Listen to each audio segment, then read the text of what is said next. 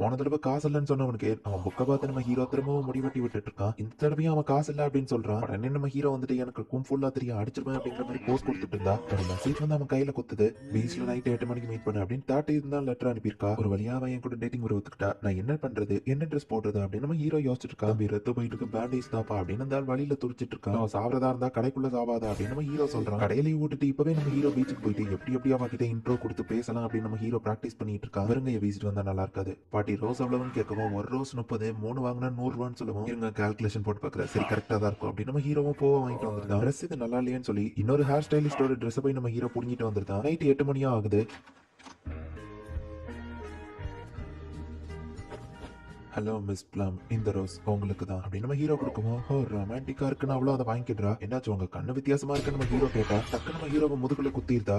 பாவம் என் சிஸ்டருங்க வந்திருந்தா அது ஒர்க் அவுட் ஆயிருக்கும் போல அப்படின்னு சொல்லி 13 வேஷத்தை கழிக்கிறா. பார்த்தா 11 தான் வந்து 13 வேஷத்துல வந்திருக்கா. நம்ம ஹீரோவை சிஸ்டரை யூஸ் பண்ணா இன்னும் அவனுக்கு வலி அதிகமாகுது. இந்த கத்தியில பாய்சன் தடவி இருக்கு, நீ உன்னோட சீ அதிகமா யூஸ் பண்ணிருந்தா பாய்சன் அதிகமா பரவி சீக்கிரம் செத்துருவா அப்படின்னு சொல்லி 11 சொல்றா. யாருங்க அப்படின்னு சொல்லி பாடி கார்டுங்க வந்துருதான். பிரச்சனை எதுவும் இல்ல, நாங்க லவர்ஸ் அப்படின்னு சொல்லி 11 சமாளிக்கிறா. சரி நம்ம அங்கே நிக்க, எங்களுக்கு பிரைவசி வேணும்னு சொல்லுவோம். 2 ஸ்டெப் பின்னாடி போயிட்டு இது போதுமான்னு கேக்குறான். இவனோட பேரும் அந்த அசாசினேஷன் லிஸ்ட்ல இருந்ததுனால ஹேண்ட்ஸம் கொஞ்சம் இங்க வாயேன் ஹேண்ட்ஸம் அப்படின்னு வா கூப்பிடுறா. யாரு என்னையவா கூப்பிட்டீங்கன்னு பாடி கார்டு கேக்குறான். அவனை அட்டாக் பண்ணலான்னு போனா டக்குனு அவன் நவுந்துட்டு உங்க பாய் ஃப்ரெண்ட் அங்கதான் இருக்கான், தப்பா நினைச்சுக்கிட போறான் அப்படின்னு சொல்லுவான். இதெல்லாம் வேலைக்கு ஆகுதுன்னு சொல்லி டக்குனு அவனை அட்டாக் பண்றான். இன்டிஸ்ட்ரக்டபிள் பாடியை யூஸ் பண்ணதுனால அவன் மேல எதுவுமே குத்துல. நம்ம ஹீரோ உடம்புல பாய்சன் பரவிட்டு இருக்கிறதுனால நம்ம ஹீரோக்கு அப்படியே ஒரு மாதிரி ஹாலுசினேட் பண்ணி தலை சுத்த ஆரம்பிக்குது.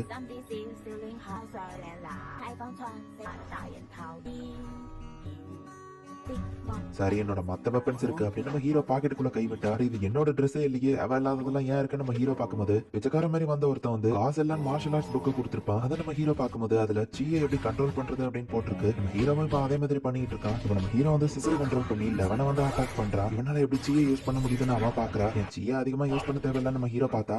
அச்சோ பறக்கிறது கேட்ட ரெக்க இல்லையே அப்படின்னு சொல்லி இப்ப பாடி கார்டு மேல இருந்து கீழே விழுறான். தன்னை தானே டாக்ஸிபேட் பண்ணிக்கிட்டானா அப்படின்னு லெவன் அங்க இருந்து பறந்து போறா. ஜெர்மன் ஜாங் அங்க வந்துட்டு டக்குனு அவளை அட்டாக் பண்றா. லெவனோட ரெக்க போய் அவங்க மேல இருந்து கீழே விழுந்துருதா. ஒயிட் லில்லி பிளாஸ்டா, நீ ஹெவன்லி லில்லியை சேர்ந்தவா தானே அப்படின்னு சொல்லி லெவன் கேக்குறா. ஐலாண்ட் பியூரிட்டி சொசைட்டியை சேர்ந்தவா அப்படின்னு சொல்லி ஜாங் அட்டாக் பண்ணா. டாட்டி டக்குனு வந்து தடுதவா சிஸ்டர் காப்பாத்துறா. யார் வந்தாலும் விட மாட்டேன்னு ஜாங் சொன்னா. அவன் என்றா பண்றான் அப்படின்னு ஜாங் பாக்குறா.